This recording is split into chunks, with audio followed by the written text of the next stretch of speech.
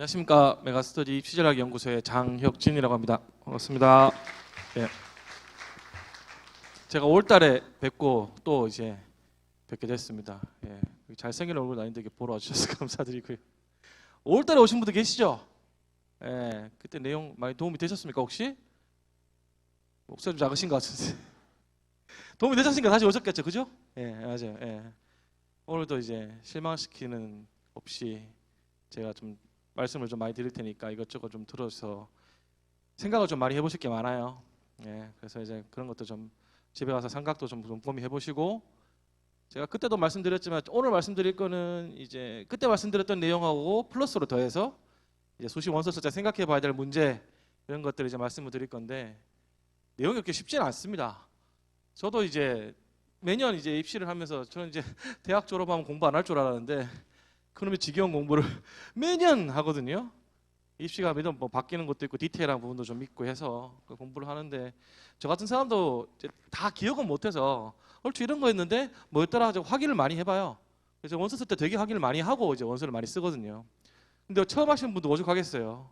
그래서 아마 이거 들어서도 바로 이제 처음에 이해가 안 되거나 받아들이지 못하시는 분들, 그 수가 확 넘어가다 보니까 또 이해가 안 되는 부분인데 질문을 못 하겠고 그렇게 하시는 분도 계실 거예요.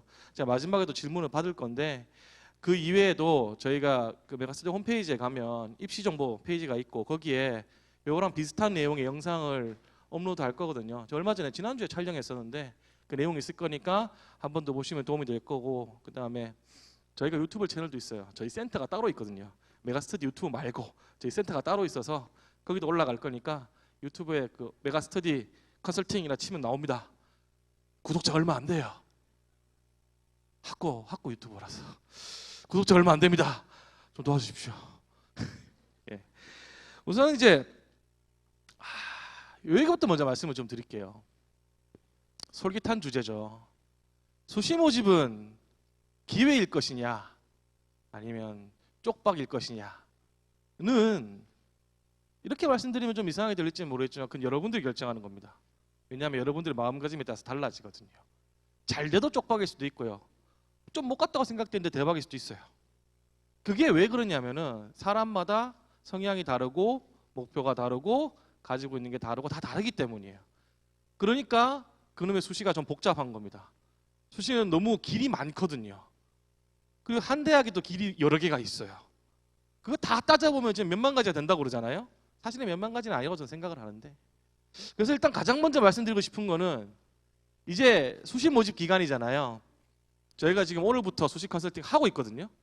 저는 여기 와서 이제 농땡이 피고 있고요. 저희 팀원들이 열심히 지금 정신없이 살고 있습니다. 그런데 제가 몇 년 동안 계속 컨설팅 하다 보면 느끼는 게 좀 있어서, 제가 옛날에는 이게 별거 아닌 줄 알았는데 그냥 내가 설득하면 되지, 내가 하면 되지라고 생각했는데 결국에는 그것보다 더 중요한 게 있었구나, 아는 게 하나 떠오르는 게 있어서 오늘 이 말은 꼭 드려야겠다. 올해는 그런 게 있어요. 두 학생이 있습니다. 둘 다 울고 있어요. 그죠? 근데 여러분들 어떨지 모르겠지만 저는 왼쪽에 있는 이 친구는 뭔가 좀 홀가분한 느낌? 아, 이제 끝났구나, 대학 갔으니까 앞으로 뭐 어떻게 해야지 이런 느낌으로 울고 있는 것 같고, 이 친구는 뭔가 무뚝뚝한 표정으로 기뻐하는 것도 아니고 슬퍼하는 것도 아니고 그냥 울고 있어요. 뭔가 후회가 남는 듯한 인상이 좀 있거든요. 후회가 남는다? 왜 후회가 남을까요? 그때 그러지 말걸, 이렇게 할걸, 그 얘긴 괜히 들어서 라든가, 그냥 아무 생각 없이 있다가 그냥 뭐 하란 대로 했더니 결과가 이렇게 나왔어. 그러니까 또 후회되고, 이런 느낌이거든요. 사실 이 두 친구는 둘 다 성공했을 수도 있고요, 둘 다 실패했을 수도 있습니다. 둘 다 실패를 했더라도 이렇게 후회가 없는 친구하고 후회가 있는 친구는 그 실패를 대하는 자세가 또 달라지거든요. 통상 제가 뭐라고 그러냐면은, 요즘 재수하는 애들 진짜 많아요. 재수는 이제는 더 이상 뭐 허물은 아닌 것 같더라고요. 최소 한 3수까지는 진짜 어디 가서 뭐 우리 애 3수에 그랬을 때 그거 가지고 막 뭐라 그럴 거라 이런 상황은 아닌 것 같아요. 옛날에 좀 다른 것 같아요, 확실히. 요즘은요. 근데 제가 이런 얘기를 해요. 올해 한 3월 달에 어떤 친구를 만났는데 뭐 자기가 그냥 재수하겠다고 바로 그때부터 재수해서 어떻게 할 건데? 그랬더니 그냥 수능 공부 열심히 해서 대학 갈래요. 뭐 그러더라고요. 그럼 지금은 열심히 안 할 거냐? 그랬더니 지금 뭐 신경 쓸 것도 많고 뭐 이렇게 말을 해요. 이게 무슨 뜻이냐? 그 진작에 재수하겠다고 마음 먹고 나 이제 편하다. 앞으로 1년 더 시간 남았다. 이렇게 대하는 친구하고 저 재수는 할 건데 일단 올해 열심히 수능 공부해서 안 되면 내년까지 한번 보겠습니다라고 하는 친구하고는 상황이 다른 거예요. 대하는 자세가 다르고요. 재수한 다음에 성공하는 확률도 달라져요. 저는 그 후자가 이 친구라 생각하고요.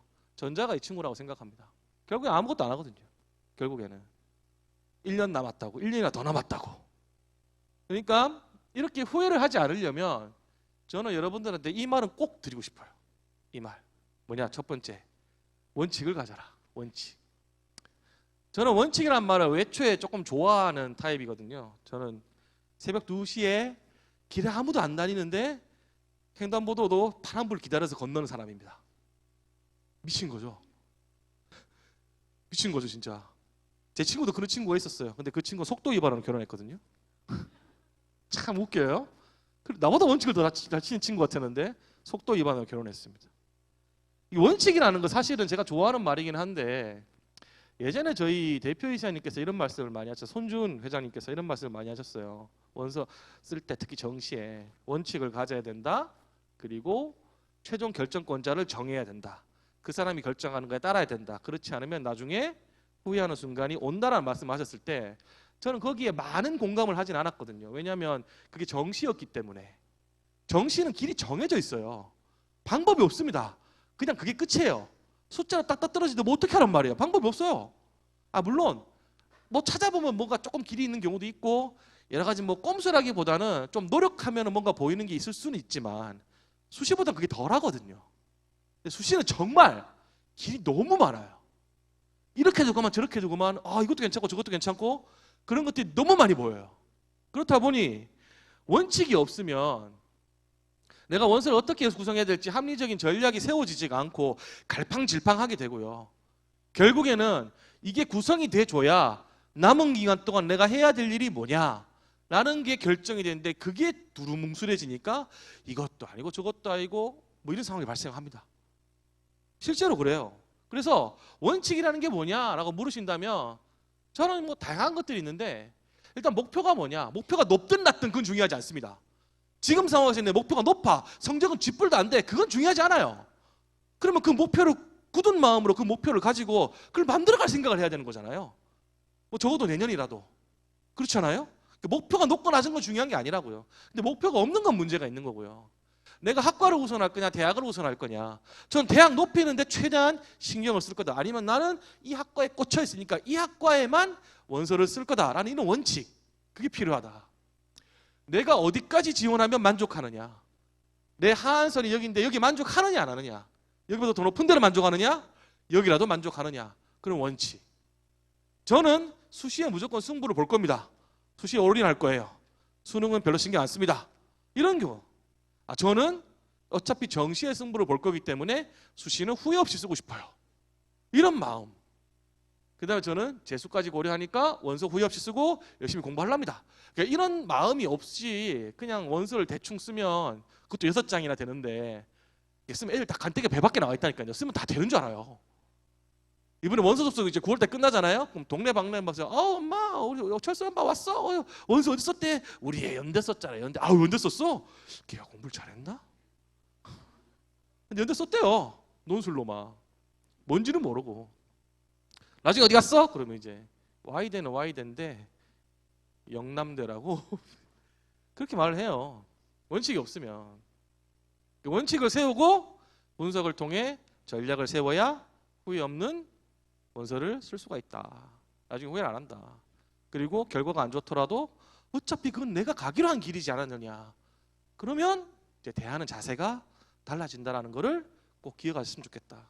실제 사례가 있는데 이 사례가 어떤 사례냐면 제가 매년 수십 번, 수백 번은 보는 사례예요. 정말 많습니다. 이 사례가. 목표가 뭐예요? 없어요. 어디쯤 가면 마음에 들어요? 한 인서울쯤? 인서울? 그러면 여기 어때요? 한성대, 삼육대. 거기는 좀 어쩌라는 거야 도대체 나보고. 목표가 없어. 다 평범해요. 이런 친구들은 이제 수시 원서 쓸 때 이제 이런 걸 기대하고 오거든요. 높은 데로 어떻게든 어떻게 길이 없을까요? 아예 없는 건 아니죠. 확률이 높지 않을 뿐. 확률이 높지 않은 거 여러 장 써봤자 확률이 높아지지는 않습니다. 근데 쓰기는 써야죠. 기회로. 그래서 무리하게 광탈 지원했다. 광탈. 아니면 아무 생각 없이 그냥 학교에서 시킨 대로 썼는데 안정지원만 딱 붙고 끝나는 거예요. 그럼 내가 생각하는 것도 아닌데 이게 뭐지? 이러다가 그냥 후회하는 거예요. 그래서 생각해봐야 되는 게 원칙이 있으면 내가 지금 만정지원 쓰는 데가 여긴데 이거 만족하냐 안 하냐? 저 만족합니다. 그러면 일이 쉽게 풀리죠. 그게 원칙이면 알았어요. 만족해요? 그럼 안정 2장 정도 씁시다. 한두 장. 그런 다음에 야 6장 다 써서 다 붙으면 뭐 할 거니? 몸을 6개로 쪼갤 거니? 그런 거 아니지 않냐? 한 4장, 3장 정도는 요런 변수가 있는데 여기 한번 써보자. 너 그러려면 뭘 해야 돼? 해볼래? 최저 충족해야 돼? 면접 대비해야 돼? 뭐 노술 쓸 거면 노술 준비해야 돼? 아니면 너 다 지르고 수능 공부해야 돼? 라는 거. 아니 안정지원에 만족 못한다. 그럼 너 재수할래? 수능 자신 있니? 물어봐요. 그럼 그것도 없대요. 근데 한성대 3학년 쓰기 싫대요.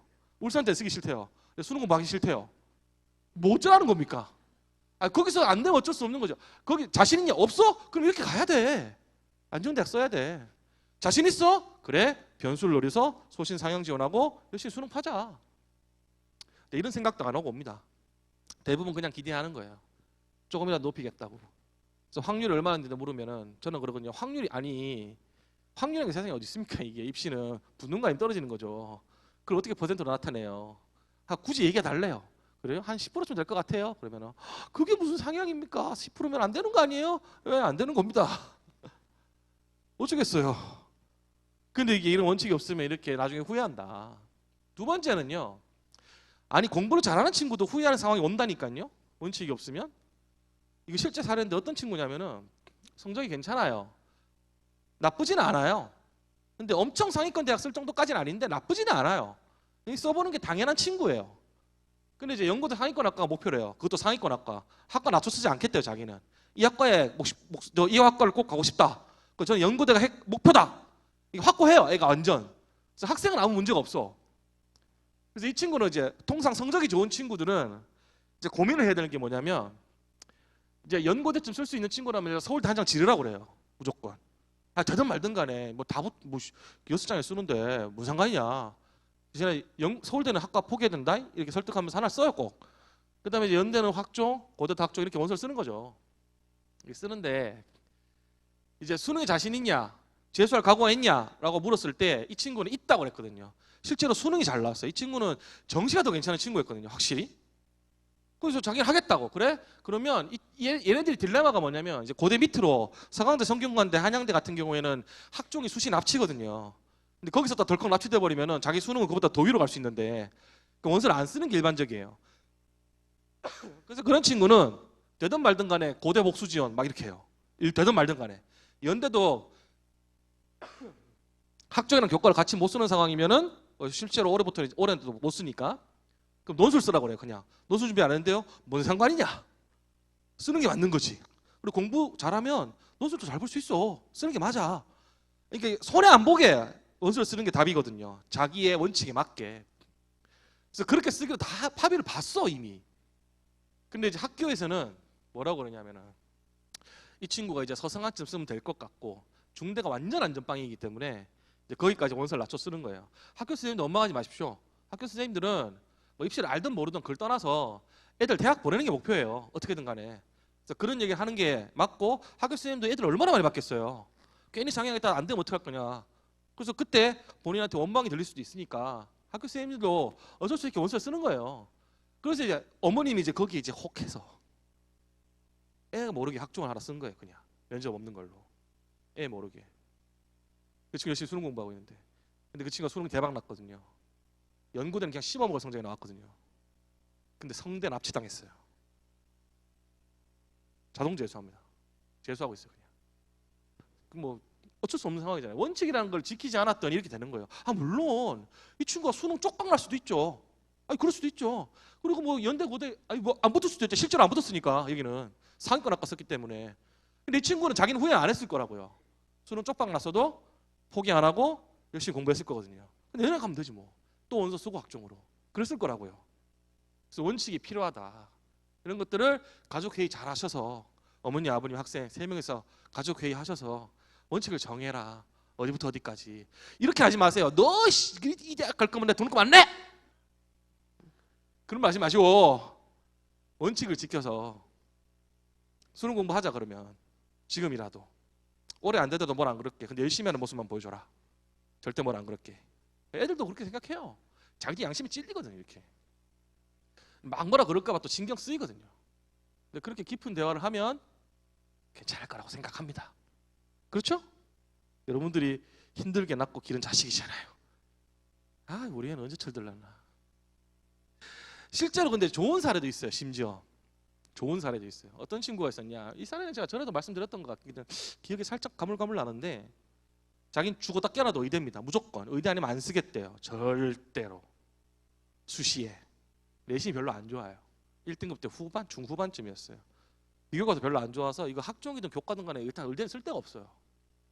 근데 수능도 그게 잘 나왔냐 그러면 그렇지는 않았거든요. 한 3등급이 몇 개 보이는 성적인데 1, 2, 3 하여튼 골고루 보였어요. 1, 2, 3이 골고루 보이는 친구였는데, 그래서 방법이 없다. 논술 빼고는 답이 없다. 그냥 논술 쓰고 그 수능 최저 기준 높은 의대가 하나 있는데 그 빵꾸 날 가능성이 있으니까 한번 써보자. 근데 4, 5 맞출 수 있냐? 4, 5라는 거는 하나, 둘이잖아요. 심지어 탐구는 두 과목 평균이에요. 절사도 아니고 소수점 절사도 아니고 평균이라고요. 1, 2가 나오면 1.5니까 그 2등급 치는 거예요. 그냥 절사가 아니니까. 그 맞추기 제일 어려운 거거든요. 수능 최저 기준 중에 난이도 원탑이에요. 그게 제일 어려운 거예요. 그게 올 1등급이 있긴 해요. 수능 최저 기준 중에 올 1등급이 있는데, 문과가 교과로 순천향대 의대 쓸 때는 올 1등급이 나와야 돼요. 왜냐하면 확통하고 사탐을 0.5등급 감산하거든요. 거기가. 그래서 올 1등급이 나와야 돼요. 근데 그걸 제외하면은 평범한 수능 최저 기준 중에서는 이게 제일 원탑인데, 맞출 수 있니? 심지어 9월 모평 보고 온 친구였는데 할 수 있다고 자신감 있고, 의대 아니면 저는 안 본다. 재수학생도 의대 갈 거다라고 꼭 정말 눈에 누리 살기가 들어있어요. 진짜 살아있는 친구 맞더라고요. 그래서 걔 논술 쓰고 그 교과 그거 썼죠. 그건 저는 못 맞출 거라 생각했어요. 근데 걔가 정시 때 왔거든요. 정시 때 상담받으러 왔어요. 성적표 딱 봤더니 4, 5를 맞췄어요. 깜짝 놀란 거야. 내가 와, 너 미쳤구나. 이건 내가 이런 사례는 내가 쉽게 보지 않았는데. 근데 어떻게 됐냐? 그랬더니 저 교과 그게 자기 앞에서 끊겼다고. 자기까지 안 돌아왔다고 하더라고요. 그때 1.6인가 6인가쯤에 끊겼을 거예요. 걔가 1.8인가 그랬거든요. 그래서 안 되는데 그래서 웃고 있어요. 자기는. 야, 근데 일단은 지금은 내가 봤을 때 연고대 일반과 쓰고 하나 정도 쓰고 나머지는 의대나 치대 지르고 말자. 그럼 어떡할 거니? 그랬더니 전 기분 좋아요. 괜찮아요. 그리고 저는 가면 반수할 겁니다. 수능 다시 공부할 거예요. 반수하려면 어떻게 하면 좋을까요? 그 얘기 해주고 말았어요. 후회를 안 한다니까. 자기는. 물론 결과가 좋기도 했지만. 이 친구도 있어요. 이 친구 제가 거의 컨설팅 한 중기쯤에 만났던 것 같아. 한 8년 된 것 같아요. 이 친구 어떤 친구냐면 재수하는 여학생이었는데, 그 아는 분 소개로 왔어요. 제가 컨설팅했던 학부모 한 분 소개로 왔는데, 이제 컨설팅했던 분 그 학부모님 언니래요. 언니가 동생하고 얘기하다가 괜찮다 사람이 있어요. 값을 만나보죠. 그래서 그냥 언니가 자기 딸내미를 데리고 왔는데, 그 친구가 재수하는 친구였거든요. 꿈이 뭐야? 그랬더니 걔는 수능밖에 답이 없어요. 애초에. 꿈이 뭐야? 그랬더니 이제 그냥 뭐 서울권 15개 대학 안에만 들어가면 돼요. 15개 대학이라는 소리는 숙대 이상이거든요. 건동 홍숙이 마지막이니까 숙대 이상이면 된대. 순서제 딱 보니까 비슷하게 나와요. 그 정도. 나쁘지 않네. 뭐가 문제니? 그러면서 걔는 이제 다른 얘기 안 하고 공부 얘기만 엄청 해줬거든요. 공부 얘기만. 이렇게 성적 올려. 뭐 근데 정시 때 보자. 안녕 빠이빠이. 그러고 보냈더니 정시 때 성적이 딱 나왔는데, 잘하면 연고대도 쓸 수 있고 잘하면 서성한 정도도 쓸 수 있을 것 같고, 서성한에서는 약간 소신일 것 같고 연고대도 상향이긴 해요. 잘하면 중대나 이대 쓰면 안정일 것 같아요. 중대는 좀 아리까리해. 근데 이대는 확실히 안정이에요. 그 친구가 성적이 그렇게 나오니까 사람이 욕심이 끝이 없습니다. 처음에는 인서울 그랬다가, 인서울이 되면 이제 뭐 좀 상위권 대학 그랬다가, 상위권 대학이 되면 연고대는요, 연고대가 되면 그러면 어떻게 좀 약대나 이런 데는 좀, 약대가 되면 이제 의대는 좀 어떻게, 심지어 의대가 되잖아요. 그럼 뭐라고 하세요? 그럼 메이저 의대는 또 어떤가? 욕심이 끝도 없어. 어디까지 올라간지 몰라요, 사람이.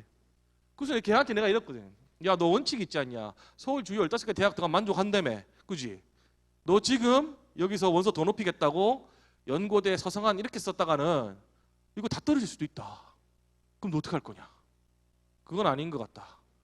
다른 건 뭐라도 정시 원서 3장 중에 1장은 나한테 맡겨라. 무조건 나 줘라. 나 이대 쓴다. 대신에 좋은 과 쓸게. 네가 좋아하는 과로 쓸게. 그 좋은 과가 있거든 이대. 그거 쓰자. 됐지? 나머지는 써. 그래서 뭐 이렇게 저거 대학을 썼어요. 연대도 하나 지르고 뭐 다곤에 중대 하나 쓰고 그다음에 이대 하나 쓰고 이렇게 썼다고요. 결국은 걔는 이대만 붙었어요. 나중에 검사합니다 라고 연락이 왔더라고. 그때 안 말리셔 주셨으면 큰일 날 뻔했다고. 그러니까 원칙을 안 지키면 그렇게 된다. 근데 원칙이 원래 그러지 않느냐라는 거예요. 그래서 원칙이 없거나 흔들리면은 후회가 되는 선택을 할 거고, 원칙이 있으면 안 좋더라도 후회는 하지 않을 것이다 라는 점을 꼭 좀 기억해 주셨으면 좋겠어요. 그런 다음에 이거 지난번에 얘기했던 마찬가지인데, 이렇게 원칙을 정하거나 하면 여러분들이 해야 될 게 뭐냐? 마지노선 잡는 겁니다. 가장 중요한 거는 일단 마지노선을 잡는 거예요. 마지노선이라는 게 2가지 의미죠. 첫 번째, 저는 이 대학 밑으로는 죽었다 깨어나도 안 가요 라는 대학의 마지노선이 있을 수가 있고, 저는 상황을 보니까 이 대학은 무조건 갈 수 있을 것 같아요 라는 하한선의 마지노선이 될 수 있겠죠. 저는 이걸 얘기하는 겁니다. 하한선으로서의 마지노선을 얘기하는 거예요. 이걸 잡는 게 그 다음 단계에 할 일입니다. 근데 이제 하한선으로 마지노선을 잡으려면 뭘 해야 되느냐? 수시는 교과가 있고요, 종합이 있고요, 논술이 있고요, 특기자가 있고요, 정시는 수능이 있고요. 이런 게 뭔지는 다 아시잖아요. 이건 입 앞에 더 이상 설명 안 드릴게요. 그런데 이걸 이렇게 구분하면, 그때도 보여드렸지만 이렇게 구분하면 정성평가와 정량평가로 구분할 수 있거든요. 정성평가가 뭡니까? 사람 손을 탄다는 거예요. 변수가 많은 전형이라는 소리죠. 대표적으로 특기자 전형이나 학생부 종합 전형, 이런 손을 많이 타는 전형은 진짜 변수가 되기 때문에, 제가 예전에도 저번 달에도 5월 달에 말씀드렸지만 서울대는 붙었는데 한양대는 떨어지고 이런 상황이 발생을 한다고요. 그러니까 이건 변수가 있는 전형이에요. 마지노선 쓰기 되게 까다로운 전형이란 말이에요. 그러면 정량평가는 숫자로 딱딱 떨어지는 거니까 이것도 변수가 있기는 하지만 그래도 이거에 비하면은 안정성이 담보가 되거든요. 근데 이 중에서도 또 2가지로 구분하면, 논술이라는 전형은 선지원 후시험 전형이기 때문에 지원을 먼저 하고 시험을 나중에 보는 거예요. 가뜩이나 논술 전형 경쟁률이 높아서 확률이 떨어지는 전형인데 거기서 시험 어떻게 볼지 어떻게 알아요? 아니, 연대 논술 붙었는데 서강대 성균관대 논술 떨어질 수도 있다니까요. 실제로 그래요. 알 수가 없는 거예요. 그래서 이것도 아웃. 그럼 남아있는 게 뭐냐? 수능과 교과다. 수능과 교과. 그래서 제가 저번에 말씀드렸지만 저는 원서 쓸 때 다른 거 안 봅니다. 딱 2가지만 있으면, 3가지만 있으면 돼요. 비교과, 내신 성적 3학년 1학기까지, 그 다음에 6월 모의고사 성적, 이 3개만. 일단은 이것만 있으면 수시 원서 씁니다. 왜냐하면 이걸로 일단 마지노선 잡을 수 있거든요. 그래서 숫자로 딱딱 떨어지는 수능과 교과 전형으로 마지노선을 잡아라. 그리고 그때 말씀드렸다시피 내가 마지노선이 교과가 더 높아. 그러면 교과 전형으로 여기까지는 갈 수 있으니까 약간 상향으로 여기까지도 쓰고, 당연히 여기를 교과로 쓸 수 있다는 거는 학종으로 베리에이션 여기까지 올라간다 소리니까 여기까지 쓰고, 이보다 더 높은 대학은 쓸 방법이 없으니까 논술로 한두 장 쓰자 라는 게 이제 그림이 딱 지도가 만들어져요. 그런 다음에 고민할 거는, 교과 이거 수능 최저 기준이 있는데 이거 못 맞추면 어떡하냐, 불안하다, 그런 생각이 있다면 학종으로 이쯤 낮췄으면은 이건 확실히 낮춘 거기 때문에 학종도 변수가 적어들게 되거든요. 그러니까 생각해보자. 통상 3등급짜리 애들이만 쓰는 학종에서 2등급이 덤비면 걔가 이길 수밖에 없어요. 그런 상황인 거예요. 대신에 수시 납치는 당하기 싫으니까, 그 대학 가기는 싫으니까 수능 이후에 면접 보는 전형으로 쓰자. 이렇게 구성이 되는 거죠. 그런 다음에 여기서 원칙을 정하는 거예요. 원칙상 저 B대학 마음에 안 듭니다. 여기는 안 갈 거예요. 그럼 어떻게 해야 돼요? 학종 도전, 논술 도전, 수능 성적 끌어올리는 거. 자기 원칙에 따라서 이 처음에 그렸던 그림이 고쳐지는 거죠. 2번째, 수능이 마지노선이 높은 친구, 대부분 재수생들이 이렇습니다. 대부분 이래요. 이 친구는 간단해요. 논술밖에 쓸 게 없으니까 쓰되, 학종으로도 수능 최저 기준이 높은 대학, 그런 변수들이 있거든요. 대표적으로 말하면 아주대 의대랑 아주대 약대가 그래요. 걔네들이 되게 골 때리는 게, 통상 단계별 선발이라고 해서 1단계를 걸러내고 2단계에 면접 보는 전형은 수능 최저 기준이 걸려 있더라도 그걸 2단계에서 보기 때문에 내신과 비교과가 좋지 않으면 1단계 통과가 안 되잖아요, 애초에. 그 문제가 있는 거예요. 그 단계별 선발이라는 게 그래서 무서운 거예요, 사실은. 단계별 선발이 그 다음에 일괄합산으로 바뀌면은 입결은 무조건 내려갑니다. 왜냐하면 단계별 선발 때는 좋은 애들만 뽑아놨고 걔들끼리만 싸움이잖아요. 그럴 수밖에 없거든요. 그래서 아주대, 의대랑 약대가 골 때리는 게 단계별 선발을 하는데 수능 최저 기준을 먼저 적용합니다. 1단계 줄을 먼저 세워놓고 발표를 안 해요. 그냥 발표를 안 하고 기다렸다가 수능 성적표가 나오는 날에 발표를 해요. 그게 무슨 뜻이다? 수능 최저를 먼저 적용한다는 거예요. 그러니까 나보다 좋은 놈들이 있어도 걔들이 수능표를 못 맞추고 내가 맞추면 내가 1단계 통과할 수 있는 거예요. 그런 것들 전형들이 있습니다. 그게 이제 건양대, 의대도 그래요. 그런 대학들이 있어요. 그래서 이제 일괄합산인데 수능 최저가 걸려 있거나 아니면 이제 내년에 고대가 그러거든요. 올해까지 고대는 1단계 통과한 다음에 2단계 수능 최저 적용하는데 고대 수능 최저 기준이 학종에서 되게 높잖아요. 내년부터는 일괄합산이에요. 그냥 전 최저 맞추면 내신이 몇 등급을 나발거나 다 던질 거예요. 그냥 학관 낮추더라도 일괄합산이니까. 그래서 이 수능 최저가 걸려 있는 그리고 일괄합산이거나 또는 단계별 선발인데 뭔가 좀 이렇게 약간 변수가 있거나 그런 데를 이제 학종으로 던지고 나머지 논술 잊어버리는 거예요. 그냥. 그리고 열심히 수능 공부하는 겁니다. 그런 다음에 혹시나 수능 한 번만으로 시험 보는 거에 문제 생길까 봐 걱정되니까 학종이나 교과로 쓸 수 있는 대학까지 하나쯤 쓸까? 대신 수능 이후에 면접 보는 걸로 쓰자. 교과는 이제 그런 경우가 드문데 있긴 하거든요. 드물어요. 의대 중에 몇몇 의대가 있긴 하고 몇몇 드문데 있긴 해요. 근데 학종은 확실히 수능 이후에 면접 보는 게 있잖아요. 하나 걸어놓고 이제 면접 안 가면 그만이니까 잘 나오면 그 보험 걸래 말래만 물어봐요. 거기서 이제 원칙에 따라서 조정을 하는 거죠. 이게 두 번째로 할 일입니다. 그러기 위해서 이제 여러분들한테 제가 이제 디테일한 부분들을 말씀을 드릴 거고 이게 다 이해가 안 가시더라도 아 그런갑다 하고 들으셔도 돼요. 다시 한번 보시면 되거든요. 제발 구독 부탁드리겠습니다. 아직 학고라서 저희가 학고가 무슨 뜻인지 알죠? 예. 일단은 교과정에 대해서 말씀을 드릴게요. 뭐 전체적으로 봤을 때는 약간 줄었고 주요 15개 대는 살짝 늘었다고는 하는데 이건 별로 중요하지 않습니다. 왜냐하면은 그 대학이 어떤가가 좀 중요하거든요. 좀 디테일하게 말하면은 그 대학이랑 수준이 비슷한 대학 또는 높은 대학의 인원이 늘었냐 줄였냐는 중요해요. 높은 대학의 인원이 늘었을 경우에는 그 아래 대학까지 충원에 영향을 주고 비슷한 대학끼리의 교과 전형의 인원이 늘었다는 것은 분산 효과가 또 있거든요. 그런 것들이 이제 대학별로 의미가 있지 전체적으로 의미가 없어요. 그렇게 따지면 상위권 대학 고대의 교과 전형 인원이 감소하고 연대가 인원이 감소했다는 것은 그렇게 바람직한 건 아닙니다. 다만 이제 이 두 대학은 고3밖에 지원이 안 되니까 또 변수가 있거든요. 어쨌건 선발 인원이 크게 감소한 대학이 있고 내가 지원하려는 대학의 인원이 어떻게 됐는지가 중요하다. 너무나 당연한 얘기지만 제가 뭐 뒤에 말씀드릴 거예요. 너무나 당연한 얘기지만 인원을 많이 뽑으면 입결은 내려가요. 그리고 인원을 적게 뽑으면 입결은 올라갑니다. 너무너무 당연한 거예요. 그거는 물론 입시는 사회 현상이고 마치 주식과도 같아서 예측한 대로 다 흐르지는 않지만 근데 그럴 가능성이 높다라고 다양한 것들을 보고 우리가 판단을 하는 거잖아요. 그 중에 하나가 인원도 있다. 일단은 저는 이제 내신에 대한 얘기, 그 다음에 변화를 읽는 방법, 그 다음에 이제 결과를 보는 방법, 마지막으로 그때도 강조드렸던 경쟁력 얘기를 마지막으로 한번 드릴 거예요. 우선은 선발 방법은 그때 말씀드렸다시피 대부분 교과로 뽑습니다. 그러니까 내신만 본다고 생각하시면 돼요. 그런데 이제 일부 좀 지랄맞게 면접까지 보는 대학이 있고요. 좀 지랄맞게 서류도 보는 전형도 있어요. 좀 아유 왜 굳이 이거 이렇게 볼까? 이게 어찌 보면은 약간 꼼수 같은 느낌인데 이번에 경북대, 부산대 그렇게 바뀐 걸로 제가 알거든요. 경북대인가?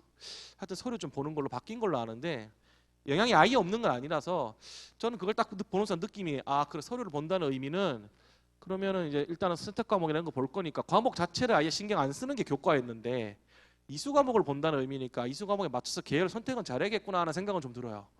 하여튼 근데 이제 대표적으로 이제 보면 이제 교과 서류 반영 대학 중에 이제 건국대와 동국대가 있는데 이거 좀 이따 뒤에 조금 디테일하게 말씀드릴게요. 이거 제가 작년 모레 원서 쓰는 친구가 있는데 그 친구가 참 여기 걸려 있는 친구거든요. 우선은 이제 말씀드릴 거는 제가 교과 전형으로 원서 어떻게 쓰냐라고 저번에 말씀드렸을 때 이렇게 말씀드렸어요. 일단 학생이 내신 계산해 봐라. 정교과, 국수영사과, 국수영사, 국수영과로 일단 내신 계산을 해라. 그래서 대학이 입결을 발표하니 그 입결을 한 2, 3년치 보고 내가 그 대학이 반영하는 방식대로 국수영사과, 정교과, 국수영사과, 국수영과, 국수영사 방식대로 내 내신을 비교해보고 학과를 골라서 원서를 쓰시면 된다. 그리고 마지막에 경쟁률 보셔라. 이게 핵심이었거든요. 근데 여기서 사실은 한 단계가 더 있습니다. 사실은 여기까지 보시는 친구들이 별로 없는데 이거는 사실 정시 때랑 거의 똑같은 거거든요.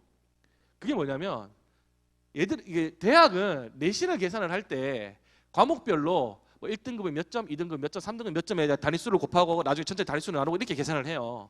그러니까 1등급에 대한 점수, 2등급에 대한 점수, 3등급 점수 이게 다 부여가 돼 있는데 이게 보다 보면은 중간에 점프하는 구간이 있는 대학이 있는 반면 그냥 스무스하게 계속 그냥 일정 비율로 줄어드는 대학이 있어요. 이 두 대학의 차이가 큽니다. 내신 성적이 본인 내신 성적이 그냥 쭉 고르게 나온 친구라면 걱정 안 해도 돼요. 근데 내신 들쭉날쭉 할 거 아니에요, 그죠? 잘 본 것도 있고 못 본 것도 있고 평균은 3등급인데 평균은 2등급인데 3부터 출발해서 1로 끝났을 수도 있는 거잖아요, 그죠? 근데 1로 끝난 게 3학년 1학기야. 그럼 무슨 뜻이에요? 1학년 1학기 때 과목이 3학년 1학기보다 더 많을 건데 3등급 찍은 게 더 많다는 소리잖아요. 그 문제 있는 거거든요. 그랬을 때 이 점수가 점프라는 구간 이것 때문에 이 과목이 몇 개 있는 친구가 평균은 똑같을지언정 계산식에서는 점수는 달라질 수 있는 거예요. 그때는 학과의 높낮이를 조정해야 된다는 거예요. 제일 유리한 경우가 다 그런 건 아니지만 제일 유리한 경우가 점수가 다 똑같을 때입니다. 다 똑같으면 이제 유리해요. 어차피 이거나 이거나 거의 비슷해요. 거의 비슷한데 점수가 다 똑같은 게 그러니까 그 대학은 2등급 때가 붙어 난 정확하게 2.0이고 한 번도 바뀐 적이 없어 라면 이제 그 웬만하면 변수는 없다라고 보시면 돼요. 웬만하면. 그래서 이걸 어떻게 하느냐? 이거는 예를 들어서 이제 이거는 이제 대학별로 이렇게 발표한 점수를 보고 이렇게 한번 생각해 볼 필요는 있거든요. 점수 차이가 아주 극단적으로 적죠. 건국대 같은 경우는 4등까지 9.9를 줘요. 1점밖에 차이 안 납니다. 근데 여기서 잠깐 뒤에 동국대랑 같이 해서 한 말씀 드리면은 건대하고 동대는 학종에 탈을 쓰고 있는 교과 전형이에요. 내신 변별력을 극단적으로 줄이고 비교과에 대한 변별을 높여서 자사고를 막 뽑아주거든요. 교과인데 막 3등급이 붙어요. 4등급이 붙고 교과인데 그렇게 돼요. 예, 그러려는 꼼수예요. 사실 요거는 그런 건데 사실 이게 순수하게 교과 전형이면은 이건 아무 상관이 없습니다. 0.01점이라도 높으면 끝나는 거기 때문에 순수하게 교과 전형이라면. 근데 순수하게 교과 전형이 아닌 경우에는 이렇게 점수 차이가 작게 있다는 건 다른 거 가지고 고민을 하셔야 되는 거예요. 대표적으로 경희대, 그다음에 건국대, 동국대 이런 대학들이에요. 서류 평가가 들어가는 대학들. 이 대학들은 내신도 내신이지만 서류도 다 좀 중요하게 보셔야 된다. 그 이외에는 이제 중앙대 같은 경우에는 그냥 내신만 바라보는 거니까 이게 뭐 점수 차이가 얼마 안 나는데요. 괜찮다니까요. 어차피 소수점 차이로 이기면 이기는 거예요, 그냥. 예, 이렇게 놓는 이유는 나중에 입결 발표할 때 입결 최대한 높게 보이고 싶어서 그런 거예요. 단지 아니 소수점 차이고 뭐하고 뭡니까? 이거 수학 좀 잘하시는 분들 알겠지만 그냥 스케일만 다른 거지. 아니 1000따위 차이 나나 0.1 차이 나나 똑같은 거라니까요. 어차피 그냥 스케일만 차이 나는 거예요, 그냥. 그러니까 이건 아무 상관이 없는 거예요. 근데 변수가 있는 대학들은 점수 차이가 적은 거는 좀 경계해야 된다는 뜻인 거예요. 그래서 이런 것들은 여러분들이 보기 좀 힘드니까 이렇게 말하면 또 회사 자랑 같긴 한데 그냥 회사 모의 지원 한번 해보시면 됩니다. 계산 한번 해보시면 돼요, 그냥. 그런 다음에 전년도하고 올해하고는 계산식이 안 바뀌는 게 일반적이고 내년도 별로 안 바뀔 거거든요. 그러면 계산식이 안 바뀌었다는 가정하에 전년도 계산 결과 몇 점이 붙었어요. 한 900 몇 점이 붙었어요. 라는 것들이 어디 가야 대학 어디 가면 다 나와 있거든요. 그거 확인하고 비교해 보면 돼요. 그러면 이제 돌다리도 두드리고 보고 그런 느낌인 거예요. 그러면 조금 더 디테일하게 할 수가 있고 요즘 대학들은 다 홈페이지에 성적 입력하면 계산할 수 있게 해주는 곳도 많거든요. 근데 거기는 그 대학밖에 못하니까 미친 짓 한 15분 동안 입력했는데 그 대학 하나만 계산할 수 있으니까 좀 짜증이 나잖아요. 그럴 때는 그냥 업체에 가서 그냥 하면 된다. 근데 그 업체 다 공짜입니다. 홈페이지 가는 거 다 공짜예요. 그냥 들어가서 그냥 입력만 하면 성적 계산해 주는 거예요. 그냥 뭐 돈 내고 그런 거 아니에요. 다 서비스로 나오는 거니까 그렇게 한번 해보시는 것도 방법이 된다. 아까 이제 건대랑 마찬가지로 동국대도 그런데 동국대 학생부 교과 전형은 내신을 잘 본 거 아무거나 10개만 뽑습니다. 그냥. 그래서 그 자체만으로 이미 내신 변별력이 없는 상황에서 1등급과 4등급의 점수 차이가 1점밖에 차이가 안 나요. 1점밖에. 근데 이게 서류 평가 들어가거든요. 그 서류가 중요한 거예요. 그래서 여기 보면은 전 과목 최저 성적을 보면은 인문계는 2.1부터 4.3까지 분포가 돼 있고요. 자연계는 2.3부터 4.18까지 분포가 됐어요. 4.18이 교과를 뚫었다고? 일단 10과목 뽑으니까. 그리고 별로 변별력이 없으니까. 그리고 변수인 서류평가가 들어가니까 그게 문제거든요. 그래서 이런 전형들은 일단 내신 계산하고 따져볼 때 서류 심사가 들어갈 경우 이것까지 감안을 해서 학과 높낮이를 좀 조절하시면 돼요. 제가 이제 이걸 하는 이유가 진짜 골 때리는 애가 하나 있는데, 제가 내일 모레 상담하는 친구거든요. 제가 어저께 서류 보다가 진짜 골 때리는, 자기가 또 자기를 또 알더라고. 심지어 또 아니 이거 왜 그랬지? 나 이해가 안 가는데, 이 친구가 이과인데요. 3학년 1학기 때 미적분을 안 들었습니다. 확통만 들었어요. 미적분이 없어요. 그리고 수능을 봤더니 국어는 엄매 화작을 했던 것 같고, 수학은 미적분을 했는데, 수학은 기하를 했어요. 기하를 하고, 영어를 한 다음에 탐구를 하나는 사탐 하나는 과탐을 했어요. 이게 되게 골 때리거든요. 이게 왜 골 때리냐면, 그 교차 지원이 내년부터는 아무리 봐도 상관이 없을 것 같은데, 올해 교차 지원은 따져봐야 될 게 있어요. 두 가지 따져봐야 되거든요.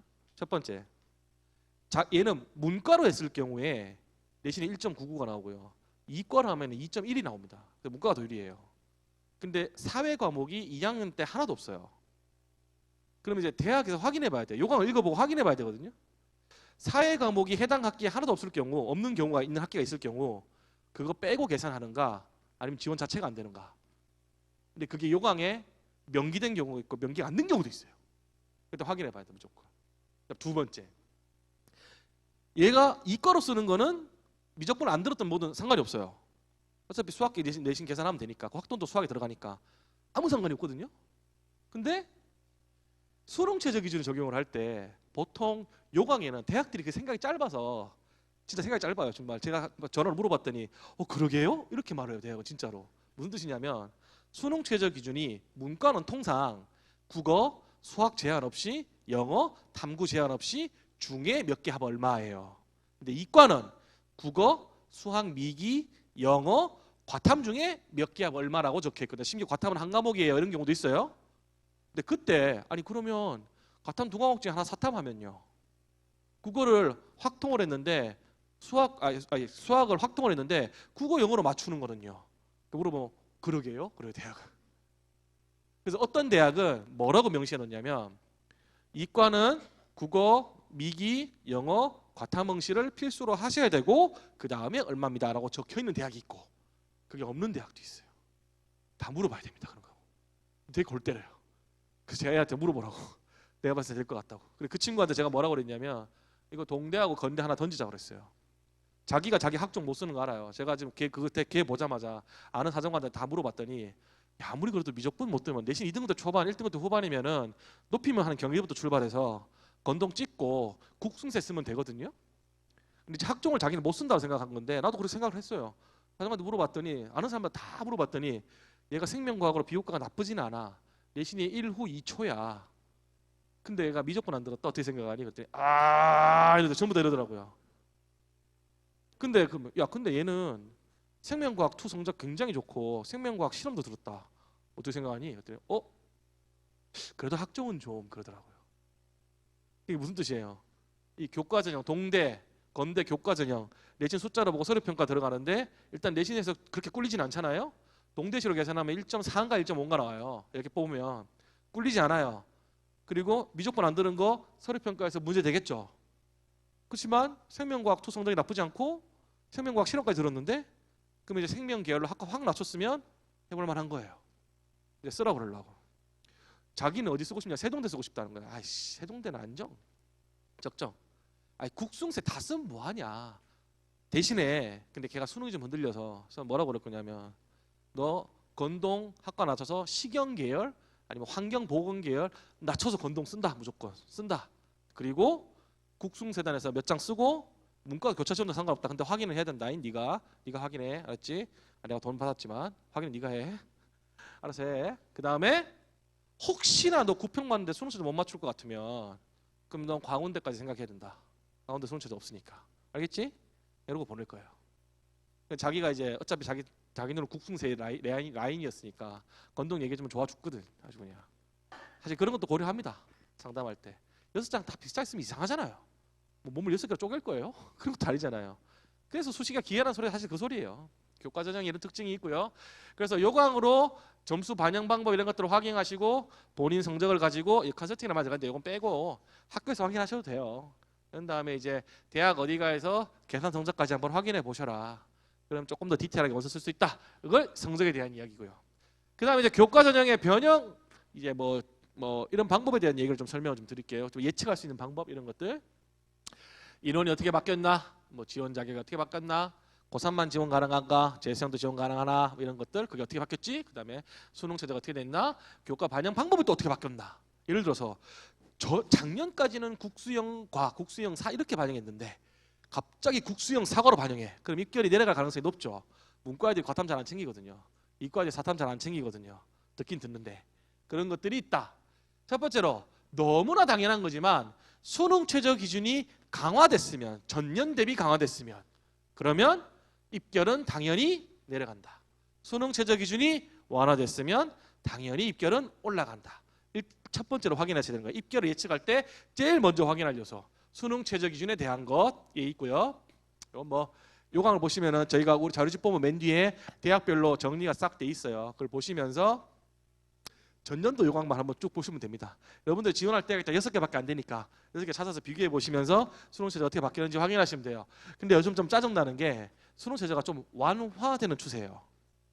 전 그거 솔직히 바람직하다고 생각하지 않거든요. 왜냐하면 수능 체제가 완화됐다는 의미는 입결이 올라간다는 뜻이에요. 오히려 더 어렵다는 뜻입니다. 내신 그 5번 그 5학기 동안 미친 듯이 열심히 하면 좋겠지만 그게 안 되는 경우도 많잖아요. 그런 애한테 마지막 기회를 한번 줘야지 수능이나 좋으면 뭔가 할 수 있게.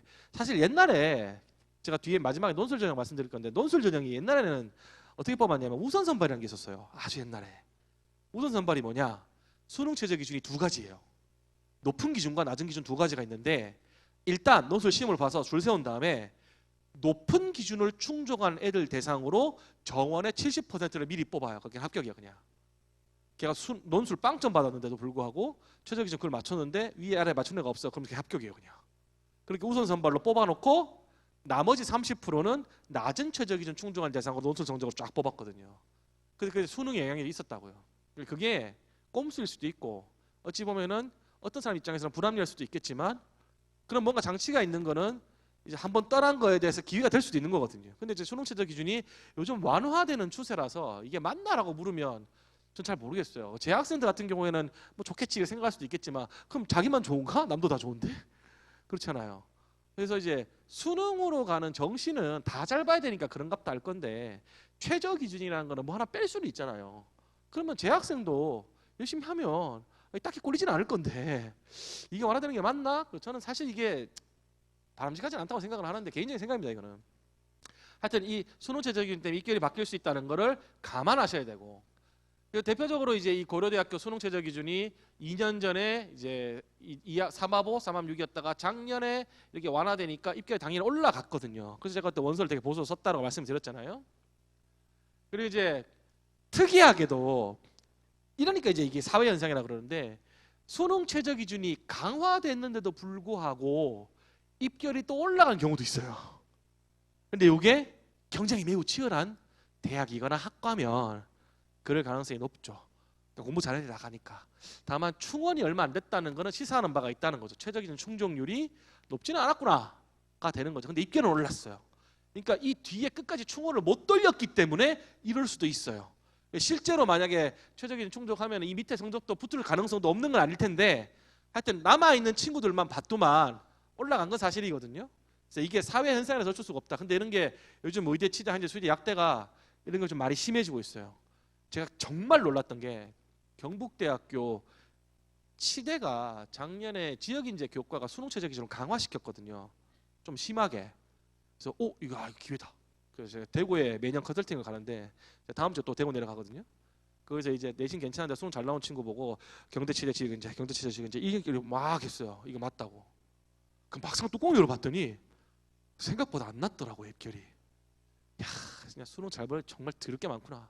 그리고 그놈의 의치한 수의대, 약대 인기 정말 더럽게 많구나. 이게 왜 저는 2등급 넘어갈 줄 알았거든요. 그 정도 수준이었어요. 근데 한 1.5인가 1.4에서 선방했더라고요. 하여튼 깜짝 놀랐습니다. 저 진짜. 근데 이제 이렇게 완화가 되면 10중 8구 성적은 다 올라갑니다.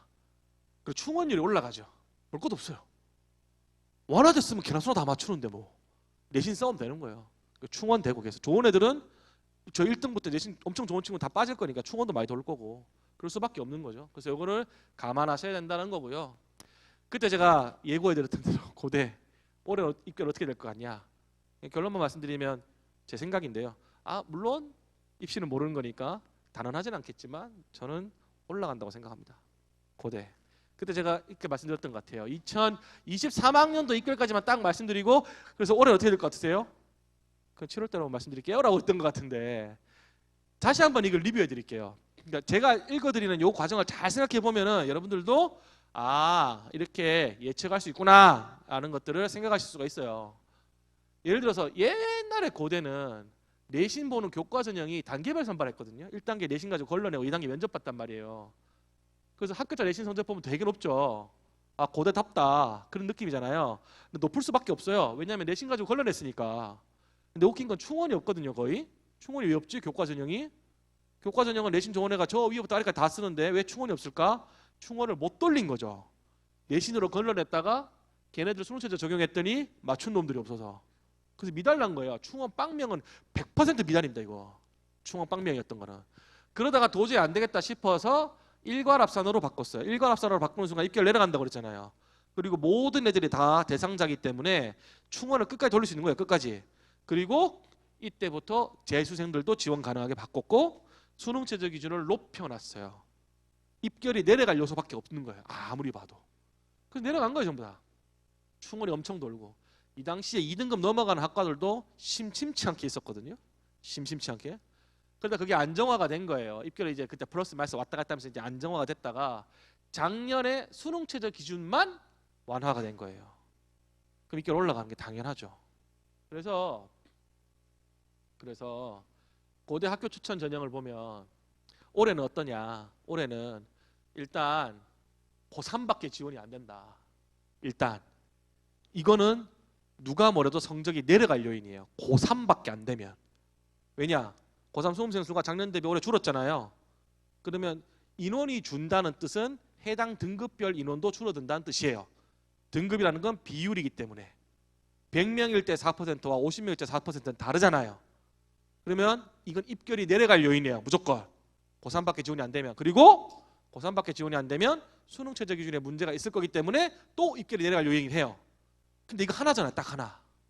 이거 하나밖에 없어요. 나머지는 다 올라갈 요인이에요. 진로 선택 과목을 옛날에는 어떻게 반영을 했냐면 A가 90%야. 내가 A 받았어. 그럼 1.9예요. 그 평균 깎아먹는 요소라고요. 모든 진로 선택 과목이 다 반영되기 때문에 진로 선택 과목은 평균 다 깎아먹는 과목이었어요. 전부 다. 왜냐하면 진로 선택 과목에 A 받는 비율이 좀 작으면 20%지만 기본적으로 3, 4, 50%는 우습게 나오거든요. 아무리 공부 못하는 고등학교더라도. 예체능 같은 경우에는 거의 90%, 100% 나올 경우도 있어요. 그렇다니까요. 근데 그게 다 반영됐어요. 전부 다. 전부 다. 그럼 이게 진로 선택 과목이 비율대로 점수를 준다는 거는 점수를 깎아먹을 요인이었는데 이게 올해부터는 A 받으면 그냥 1등급인 거예요. 그러면 작년까지 점수를 계산 어떻게 했냐고 대학에 물어보면 그 계산식대로 한 겁니다. 라고 발표를 했거든요. 그럼 작년까지 발표한 식은 A가 90%면 1.9로 해서 평균 계산했다는 소리잖아요. 근데 올해는 어떻게 돼요? 그 1등급이잖아. 작년이니까 믿을만 해요? 못 믿을만 해요. 그것도 올라갈 건데 그 올라갈 요인이에요. 아무리 봐도. 그리고 인문계가 수능체도 완화시켰어요. 인문계 더 올라갈 수 있겠죠. 그래서 선발 인원도 많이 줄었어요. 그래서 좀 보수적으로 보면은 아니지. 좀 보수적으로 맞아요. 좀 보수적으로 보면은 둘 다 입결은 내가 봤을 때는 올라갈 가능성이 있고 약간 조금 루즈하게 보면 문과는 확실히 올라갈 건데 이과는 비슷하거나 살짝 오르거나 둘 중에 하나가 되는 거예요. 이게 예측이 가능하다. 딱 보면 몇 년 동안 어떻게 바뀌었는지를 보면 상식적으로 생각해 보면 이게 된다. 그래서 다시 위로 돌아가세요. 이렇게 수능 최저 기준이 영향을 주고 이것도 대학들이 어떻다라는 거는 이제 자료집 다 보시면 나오니까 참고하시면 될 것 같고요. 그다음에 이제 인원에 따른 변화를 다시 한번 설명드리면 뭐 대표적으로 수원대가 얘기 들었는데 뭐 수원대는 꼭 쓰라는 제가 소리는 아니고요. 예를 드는 겁니다. 수원대 교과 전형의 인원이 이렇게나 많이 늘었더니 입결이 팍팍팍 내려가더라 하는 것들을 그냥 수치상으로 보여드리는 겁니다. 참고만 하시면 좋을 것 같고요. 고대 말씀드렸으니까 다음으로 넘어가서 이제 입시 결과를 읽을 때는 이제 이 대학이 발표한 입결이 최초 합격자 발표냐, 최종 발표냐, 평균이냐, 70% 컷이냐, 등록자냐에 따라서 좀 다르게 보셔야 되고, 이게 높은 입결이구나, 이게 낮은 입결이구나를 보고 덤비셔야 돼요. 낮은 입결을 보고 덤비면 그렇게 안 될 가능성이 매우 높거든요. 그러니까 최종 등록자 기준으로 보면. 그래서 통상 70% 컷을 보는 게 제일 무난합니다. 70% 컷을 보는 게 제일 무난하고요. 그다음에 아까 최저 기준이나 선발 방식에 따라서 변화가 어떻게 되는지를 예측해 보시고, 그다음에 내신 반영 방법이 전교과냐 주요교과냐, 근데 이게 바뀌었냐 올해를 확인해서 예측해 볼 수 있다. 그러니까 3개월치 입결을 보면서 이제 내 계산 가지고 확인해 보고, 아 이게 이렇게 저렇게 다 봤더만 이건 죽었다 깨어나도 되겠네. 이제 그게 마지노선인 거예요. 그게 마지노선. 그런 다음에 그 위로는 이제 도전의 개념으로 학과도 조정 보면서 위로 써나가면 된다. 한 장씩 한 장씩. 대학들이 이렇게 입결을 많이 발표를 하는데 보면 이게 스펙트럼으로만 딱 놓고 보면은 막 성대가 2등급이 붙었어, 고대가 2.5가 붙었어, 야 동국대 2.8이 됐대, 막 이 성적이 보이는데 이게 너무 낮은 입결에 일단 현혹되시면 안 된다. 그게 다 이유가 있는 거다. 그 상황에 따라서. 근데 제가 이거를 말씀드리는 이유는 자연계도 그래요. 입결이 막 이렇게 돼 있어요. 동국대 3.1이 붙었대, 국민대 2.5까지 됐대. 전체 학과만 놓고 스펙트럼만 보면 이런데, 이제 여기서 이제 입결을 보는 법을 말씀드리는 거잖아요. 여러분들 사람 심리가 그냥 다 똑같습니다. 안 바뀌어요. 그렇게 하지 말라고 해도 그렇게 해요. 무슨 뜻이냐? 한양대학교 지역균형 교과전형이죠. 입결 한번 보면 2021학년 때 화학공학과 인기학과죠. 입결이 1.1로 미친 듯이 높았습니다. 한양대는 수능 최저 기준이 없는 교과전형이잖아요. 그냥 내신만 종을 다 가잖아요. 저기 상동네에서 한 2, 30명 있는데 나머지는 다 자연 친화적으로 학교 다니고 한 2명만 공부한 학교.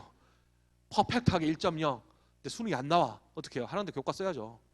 한양대 교과가 전통적으로 입결이 높아요. 전략을 잘 세운 거예요, 얘네들은. 제가 봤을 때는. 근데 화공이 이제 미쳐가지고 이렇게 이 성적이 나왔어. 심지어 옛날에는 1.0이 떨어진 적도 있었거든요. 모과가 1.0이 떨어졌어요. 추합으로 붙었습니다. 걔는 1.0이었는데 1.0만 다 썼기 때문에 동점자 기준에서 갈려버렸거든요. 1.1이었는데 그 다음에 입결이 어떻게 됐어요? 내려갑니다. 쫄아서 아무도 안 썼어. 변수가 아무것도 없으니까 내려가요. 그 다음 년도 어떻게 됐겠어요? 미친 듯이 써서 입결 또 1등. 이 널뛰기를 하는 게 교과 전형이고 정시 수능 전형이에요. 그래서 내가 안정으로 쓸 대학은 이렇게 보면 안 되는데, 내가 좀 던져야 되는 대학이라면 전년도 입결 높은 데가 짱짱맨이거든요. 전년도 입결 높았어야 되는데 거기 어떻게 써요? 막 이래. 그냥 다른 건 변수가 없다. 낮은 거 써야 돼. 낮은 거 그렇게 절대로 안 된다. 과거 몇 년 동안 내려간 적이 한 번이라도 있니? 없어요. 근데 안 된다니까. 빵꾸 나려면 이런 게 난다. 이런 거 써야 된다라고 해도 안 들어 말을. 그래서 또 봐야 될 거는, 이것도 이게 뒤에 있는데 경쟁률입니다. 경쟁률.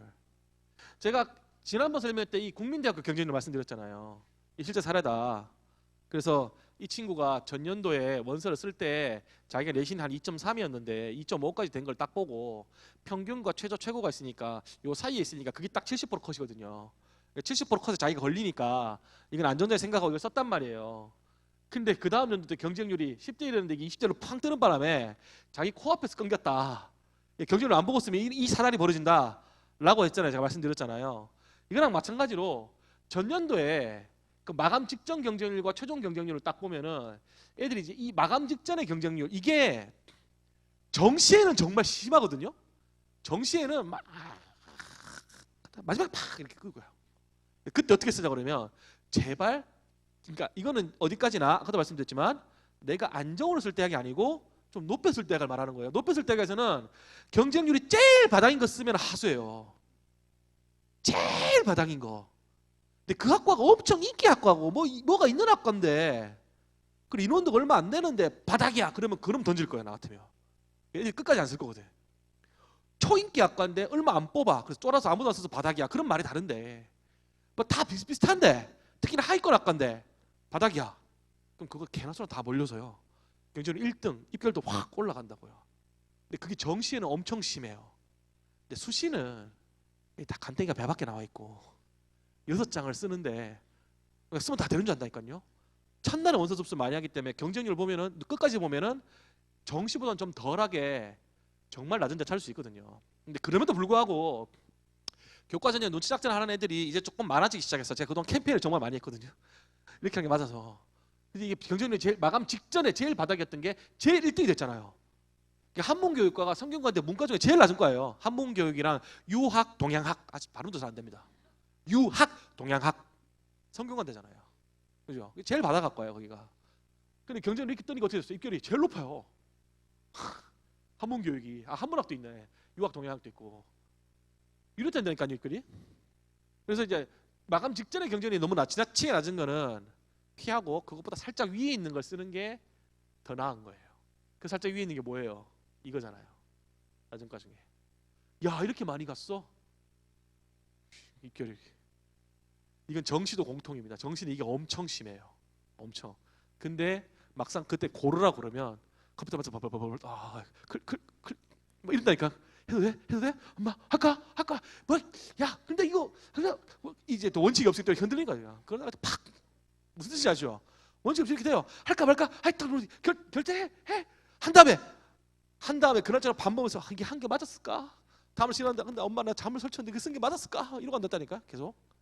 뭐 어떻게 상향이 쏠고 그렇게 해야지. 그래요. 그리고 이제 요 부분 이제 그리고 이제 아까는 이제 마감 직전 경쟁률이었고 이건 이제 전년도 경쟁률과 비교해 봤을 때 이거 이제 이렇게 하니까 되게 복잡하잖아요.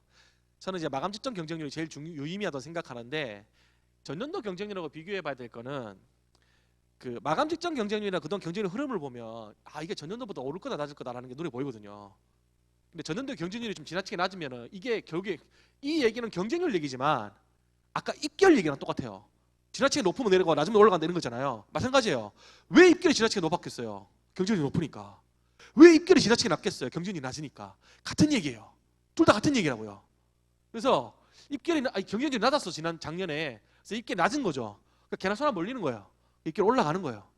이렇게 볼 수 있거든요. 그 추세를 보면서 올해 추세를 보면서 작년에 이 정도였는데 이걸 넘어설 거냐 말 거냐를 판단하는 것도 하나의 중요한 잣대가 된다라는 것을 기억하셔야 된다. 그래서 교과전형 같은 경우에는 이제 수능 최저 기준이 어떻게 됐냐에 따라서 이게 완화가 되는 대학들은 상승할 여지가 있고 인원이 감소했으면 상승할 여지가 있고 그다음에 뭔가 계산식이 바뀌었으면 올라갈 여지가 있다가 있는 거고요. 그다음에 인원이 증가했으면 하락할 거다. 거기 자료집에 다 적혀 있으니까 본인이 쓸데하게 이런 변수들을 확인해 주셨으면 좋겠다라는 얘기고요. 그래서 교과전형에 대해서 얘기는 제가 여기 이제 이걸로 마무리 짓고 이제 학종에 대한 말씀을 좀 드리겠습니다.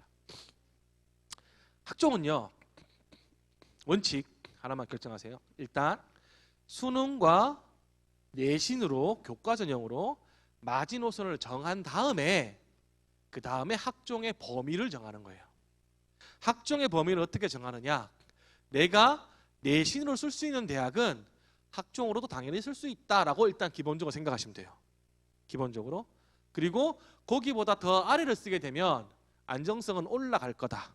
거기보다 더 위로 쓰면 이럴수록 안정성은 내려간다라고 생각하시면 되는데 이 정도 내신이 합격 사례가 있는지까지는 대학이 발표한 입결을 보고 확인하셔야 된다로 생각. 이게 원칙이에요. 첫 번째. 일단 비효과는 잊어버리고. 그래서 학종의 스펙트럼을 정하는 게 내신 가지고 정하는 게 첫 번째예요. 첫 번째. 근데 이제 여기서 중요한 거는 내신을 볼 때 어떻게 볼 거냐에 대한 문제가 좀 있습니다. 그러니까 내가 원래 써야 되는 대학, 교과로 쓸 수 있는 대학은 당연히 학종되고 그 밑으로 당연히 된단 말이에요. 이제 그 위로 올라갈 때 더 많이 올라갈 수 있냐 아니면 한두 단계밖에 못 올리냐에 대한 문제를 내신 가지고 판단을 내려야 되는데 그 내신에 대한 얘기를 먼저 하자면은 사실은 대학이 발표하는 말하는 그 외대나 뭐 연대나 뭐 등등 해가지고 뭐 자료집 같은 거 발간하고 그러거든요. 거기 보면 이제 이 세 가지로 이제 학생들을 판단한대요. 근데 이런 것들이 전부 다 거의 대부분 정성평가니까 여러분들이 체감상 뭔가 느낄 게 별로 없고 잣대로 쓰기가 되게 애매한 것들밖에 없거든요. 근데 잣대로 쓸 수 있는 유일하게 딱 한 가지가 내신입니다. 그게 잣대, 숫자, 학업 성취도. 무슨 과목 들었니? 성취도 어떠니? 아는 거. 일단 숫자는 정확하게 알 수 있잖아요. 근데 그 내신을 볼 때 고려해야 되는 거는 그 내신의 등급만 단순히 보는 게 아니라 원점수 평균 표준 편차가 어떤가를 따져봐야 되고 이수사 수가 어떤가를 따져봐야 되고요. 그 다음에 사실은 학생부 종합전형은 모든 내신을 다 봅니다. 그래서 이런 친구가 있어. 저 이과인데 제2외국어 챙겨야 돼요? 야, 우리 눈살 찌푸리기만 하지 말자라고 그래요. 예를 들어서 어떤 친구가 있었냐면은 이과예요. 국수연과 내신은 1점대 중반 1.5 찍었는데 한문 9등급, 일본어 9등급, 8등급 막. 또 학종은 안 쓰는 게 좋을 것 같은데 교과로 승부 보자. 왜요? 그랬더니 너 같으면 노래 들어오겠냐? 그냥 생각해봐라. 왜 그랬냐? 아, 정말 하기 싫어서. 눈살 찌푸리게 하잖아요. 그러면은 내신이 좋은 친구들이 많이 싸우는 곳에서 덤벼들면 일단 이 친구는 학업을 제대로 성실하게 이수한 친구가 아니다. 그 수준을 밀릴 수밖에 없는 거예요. 계속. 내신만 보면 교과에 승부 볼 수밖에 없는 거잖아요. 그래서 눈살 찌푸리지 말자라고 하는 거는 기본만 하자라는 뜻이에요. 기본이 뭐냐고 물으면 등급에 따라 좀 다를 수는 있는데 한 내신 2등급쯤 받는 친구 보고 이과인데 한 번 어떡할까요? 야, 우리 4등급은 그래도 마지노선 받자. 5등급, 6등급 좀 너무하지 않냐? 라고 말을 하거든요. 근데 그것도 어떤 건지 한번 봐야 되고. 성적 초이가 중요한 거예요. 우상향이냐, 우하향이냐. 우상향인데 내가 이과인데 수학과학이 우상향이냐, 수학과학은 우하향인데 국어 영어 때문에 성적이 좋냐. 따져봐야 되고 문과는 딱히 그런 게 없습니다. 경영경제 쓸 거 아니면 문과는 딱히 그런 게 없어요. 예.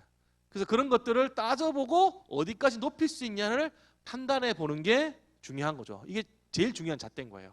일단은 그래서 교과로 갈 수 있는 데가 제일 먼저 정하는 게 이유가 있는 거거든요. 거기서 플러스 마이너스를 생각해 봐야 되니까. 그래서 내신을 볼 때 저번에 말씀드렸지만 이 원저수 평균 표준 편차가 중요하고 이 등급도 중요하긴 하지만 이수사수가 얼마나 많냐 적다 중요한 거예요. 이수사수가 막 꼴랑 한 15명밖에 없는데 원저수 90점인데 4등급이 나오면 그거 인정받는다니까요. 얼마 없는 거 들어놨으니까. 얼마 없는 걸. 그리고 이 지금 표준 편차 보면 아시겠지만 다 두 자리 수준인데 거의 20 넘어가는 것보다는 10대 초중반이 많잖아요. 이거 괜찮은 고등학교예요. 한 자사고쯤 될 겁니다. 그 문과로 치면 외고의 가능성도 좀 있고. 그래서 이런 것들은 그 원점수가 매우 중요하거든요. 이럴 경우에는 원점수가 높냐 낮냐에 따라서 등급을 많이 할 가능성이 있다. 그래서 표준 편차 가지고 따질 수 있다. 대부분 평범한 일반고는 이게 다 20일 넘어갈 거란 말이에요. 전부 다. 그런 고등학교에 대부분 다 그래요. 그때는 절대적인 내신 등급 자체를 그 대학의 학교적 성적 분포를 보면서 따져보시면 돼요. 절대적인 내신 등급 자체를. 실제로 이제 이런 같은 경우에는 원점수가 96점인데 표준 편차가 14.3이니까 3등급 나와도 인정이다라는 거예요. 소강자 수가 되게 적은 걸 들었다. 표준 편차 적고 원점수 99점인데 4등급 찍었다. 이게 말이 되냐? 그렇게 나와요. 인정받는다는 소리예요. 원점수 평균 표준 편차가 중요하고 그런 것들이 이제 충분히 이제 자사고 통목고 같은 경우에는 그런 걸 따져봐야 되는데 이것도 귀찮고 저것도 다 귀찮으시면 학교에 물어보시면 됩니다. 몇 등까지 했나요? 어디까지 했나요? 그 친구 우상향이었어요? 우하향이었어요? 기억나세요? 기억이 가물가물. 음료수 하나 드시면서 생각 좀 해주세요. 제발 좀. 그렇게 따져보시는 것도 좋은 방법이 된다. 그 다음에 이거는 이제 조금 디테일한 부분이라서 따져보시면 좋을 것 같은데 웬만하면 문과보다는 이과가 좀 많이 따져야 됩니다. 아까 제가 그 충격적인 학생 말씀드렸잖아요. 미적분을 안 들었던 이과 학생. 그랬더니 여기서 탄식이 막 나오잖아요. 여러분들도 상식이 있잖아요. 그죠? 상식적으로 생각하시면 돼요. 상식적으로 정말요. 상식적으로. 어렵게 생각하실 필요 없습니다. 그러니까 대학이 요구하는 과목을 잘 듣고 있고 그거의 수준이 높냐 낮냐에 따라서 학생부 종합전형의 위아래를 결정할 수 있죠. 문과는 그런 게 웬만하면 없어요. 웬만하면 없는데 경영경제 빼고는 수학 같은 경우. 근데 이과는 그런 게 너무 많죠. 그래서 그게 만회가 되는 수준인지 아닌지를 확인하시는 게 중요하다. 이과인데 수학과 쓸 건데 수학 성적이 개판이면 상식적으로 납득이 안 되잖아요. 근데 그 개판이다 아니다가 등급만 따지는 게 아니라 원저수 평균 표준 편차를 따져보면 된다라는 거였고, 근데 그 친구가 심화 수학이니 무슨 고급 수학이니 이런 걸 이수했어. 근데 그 성적이 좋아. 이거 어느 정도 만원 되겠구나 이 수준에서. 그런 것까지 판단을 해보셔야 된다는 거예요. 이게 실제로 이제 그 대교협에서 조사했던 자료들을 이제 발표한 건데 확실히 상경 계열에서 그런 얘기가 좀 있죠. 이게 뭐냐면 요런 계열인데 이런 과목을 안 들으면 그게 중대한 감점 사유입니까? 경미한 감점 사유입니까? 라고 사정관한테 물어본 거예요. 문과는 이게 좀 덜하잖아요. 문과는 과목 간 경계가 좀 모호하거든요. 경영경제 몇 개를 빼고는 이게 좀 덜한데 이과는 그게 매우 심하다예요. 그걸 상식적으로 생각하시면 됩니다. 그리고 이거는 뭐 지금 나중에 동생이 있거나 뭐 다른 친척인데 애가 있거나 그러면은 애가 그 기계공학 가고 싶은데 물리가 하기 싫다네 어떻게 해? 그럼 기계공학 가지 마 라고 얘기해 주면 돼요. 상식적으로 생각해라. 학교에서 개설이 안 되는데요? 그건 고민이죠. 문과인데 경영경제 가고 싶어. 근데 경제 과목이 개설이 안 돼 있대 학교에. 그런 친구 있어요. 어떻게 해야 돼요? 그럼 경제 수학이라도 들어야죠. 타기관에서 듣든 뭘 해야 되는 거죠. 어떻게든 간에. 아니면 수학을 이과랑 경쟁에서 이길 정도 수학을 잘 받거나. 그거는 이제 나중에 혹시라도 결정에 통과한다 면접 때 물어보는데 대답하면 돼. 경제는 안 들은 것 같던데 학생. 근데 경제과를 올라오네. 수학은 잘하는데 저희 학교가 경제 개설 제가 신청했는데 인원이 너무 적어서 그냥 폐강됐습니다. 방법이 없어서 제가 못 들어서 제가 다른 걸 들었어요. 뭐 이렇게 말하면 되잖아요. 하여튼 그런 것들이 있는데 이거 이과들은 이게 이런 과목들에 대해서 생각을 해봐야 되고 이게 서류 심사가 들어가는 교과에 영향을 준다. 경북대 부산대가 서류 심사 들어가면 아마 이런 게 있을 거다. 제가 좀 헷갈립니다. 부산대가 있어서 없어서 참 되게 헷갈리는데 경북대는 확실히 있거든요. 네, 그게 있어요. 근데 그때 경북대는 세특을 안 본다고 그랬어요. 세특을 보는 게 아니라고 그랬어요. 그럼 뭡니까? 물어보니까 이제 그거예요. 그냥 과목 이수를 뭐 있냐를 보겠다는 거예요. 교과인데 학종에 이런 걸 보겠다는 뜻이거든요. 그래서 그렇게 받아들일 수밖에 없거든요. 이거는 교과의 서류 심사에서도 의미가 있는 부분이다 하는 거를 기억하시면 좋을 것 같고, 그 다음에 면접에 대한 이슈. 제가 지난번에도 말씀드렸지만 저 면접 잘 보니까 면접 이렇게 유리해요. 저 면접 겁나 싫어하는데요. 그래서 면접 없는 거 쓰고 싶어요. 이건 하수리 생각이에요. 하수들. 면접 자신 없어? 그럼 어떻게 해요? 준비를 해야죠. 당연한 거 아닙니까? 그냥 그걸 피하고만 있으면 안 된다는 거예요. 근데 면접이 있는 전형과 면접이 없는 전형, 이 요즘 뭐랄까 좀 트렌드예요. 대세 같은 느낌이에요. 그래서 단대도 만들었고 광운대도 만들었고 뭐 다 만들었어요. 대학들이 이렇게 가톨릭도 만들었고 이렇게 다 만들었어요. 여기서 이제 고려해봐야 되는 거는 첫 번째, 이 면접이 수능 이후냐 수능 전이냐를 먼저 따져야 됩니다. 수능 전일 경우에는 서류형이든 면접형이든 크게 차이가 없어요. 그때는 경쟁률 보고 따라가는 게 맞고요. 자기가 이건 정말로 면접을 잘 볼 자신 있어요. 그러면 면접형 가는 게 맞아요. 이건 진짜로. 이 경우에는. 근데 웬만하면 면접에 수능 이후에 있는 전형들이 많죠. 이원화 시켜놨다고요. 근데 그 이원화가 목적이 있어요. 사실은. 원래 대학에 원래 취지가 있고 그 다음에 그걸 써먹는 사람의 취지가 또 달라요. 원래 취지가 뭐냐면 대표적으로 중앙대 융합형 인재와 탐구형 인재예요. 이게 아주 원래 취지에 딱 떨어지는 전형이고, 지금 여기는 없는데 인하대가 인하 미래 인재, 그다음에 인하 참 인재 두 개가 있거든요. 인하 미래 인재가 이거랑 똑같아요. 면접형이랑. 그리고 인하 참 인재가 이거랑 똑같아요. 근데 인하 참 인재 폐지했어요. 왜 폐지했냐? 얘네들의 목적이 다르기 때문이에요. 인하대 그게 목적이 이거랑 똑같았기 때문에. 뭐냐? 면접형은 수능 이후 면접 보는데 개나 소나 다 와라예요. 내신 좀 본다. 개나 소나 다 와라. 학업 능력이 중요하다를 따지는 거. 탐구형은 비교과를 고평가해 줄게. 자사 특목고 와라. 예요. 타겟이 명확한 거죠. 타겟이 다른 거야, 애초에. 그래서 이날에도 자사 특목고 와라 라고 참인제 만들었더니 자사 특목고 거기 관심이 없는 거야. 다 일반고 싸움 되니까 이러면 안 되겠다. 그냥 폐지해버린 거예요. 그런데 원래 타겟은 이렇고 이건 진짜 원래 타겟이 다른 게 맞아요. 근데 다른 대학들은 두 개를 놓은 이유가 사실은 얘네들과 똑같은 목적이긴 하지만 그대로는 흐르지 않거든요. 이거 자사 특목고에 관심이 없거든, 솔직히. 관심이 없단 말이에요. 그럼 이게 원래 목적과 다르게 어떻게 변질됐냐? 이게 경쟁률 싸움, 그다음에 눈치 싸움이 된 거예요. 그러니까 수능 이후에 면접 보는 전형은 나 수시 납치 안 당하면 되는 걸로 쓰는 거예요. 아까 제가 사례 설명드렸잖아요. 수시 납치 안 당하는 걸로 안전빵 하나 걸래 말래. 근데 이거 쓰면 돼. 하나 걸어놔. 어차피 뭐 면접 안 가면 그만이지 않냐. 그렇게 걸어놓고 저 그 대학 꼭 가고 싶어요. 납치돼도 돼요. 그럼 이제 이걸로 쓰는 거예요. 이걸로. 실제 대학의 의도는 둘 다 쓰라거든요. 둘 다 쓰세요. 이렇게 말을 해요. 그 성균관대 홈페이지 가서 입시 설명회 한번 보세요. 그 사정관에 나와서 뭐라고 얘기하냐면은 저희 성균관대는 계열 모집과 학과 모집 두 개가 있습니다. 학과 모집은 그 우리 좀 학과들 뭐 글로벌 시리즈부터 해가지고 뭐 유학, 동양학이니 뭐니 이런 학과별로 뽑고요. 그다음에 계열 모집은 인문계열, 사회과학 계열, 자연과학 계열, 그다음에 공학 계열 이렇게 묶어서 투로 뽑습니다라고 말을 해요. 그러면서 확률을 높이고 싶으시면 두 장 쓰는 게 좋아요. 이렇게 말을 해요. 그러면서 뭐라고 그러냐? 학과 모집에서 글로벌 시리즈나 인기 학과를 쓰는 상위권 아이들은 상위권 애들이니까 걔네들은 인문과학 계열이나 사회과학 계열 또는 자연과학 계열, 공학 계열, 계열 모집을 쓰면 계열 모집은 이것보다 입결이 좀 낮다. 이렇게 두 장 쓰면은 여기 그래도 성균관 단어 걸릴 가능성이 높다라고 말을 해요. 그러면서 옛날에 이런 말까지 했다니까 둘 다 바들인데 뭐 이런 말까지 했어 비슷하게. 그리고 인문과학 계열, 사회과학 계열 이런 거 쓰는 친구들, 자연과학 계열, 공학 계열 이런 거 쓰는 친구들 이것보다 학과 모집에 엄청 낮은 과들이 있다. 아까 유학, 동양학 뭐 이런 거 있잖아요. 한문, 예, 컴교, 컴퓨터 교육 있거든요. 컴교 대박이에요. 컴교. 초등학교 코딩 하면서 컴교들 다 박수치고 난리 났거든요. 참고로 성균관대 이과는 수원인가 있잖아요. 예, 근데 컴교하고 수교과는 서울에 있습니다. 이과인데 서울에 있어요. 그래서 걔네들이 전부 다 뭐 문과 복수 전공하고 컴교 가면 수학 교육과 복수 전공 막 그러거든요. 걔네들이 그 수원 캠퍼스에서 그게 안 된대. 복수 전공하기가 너무 힘들대요. 왔다 갔다 해서. 그러니까 그렇게 높여서 낮아 쓰라라는 거예요.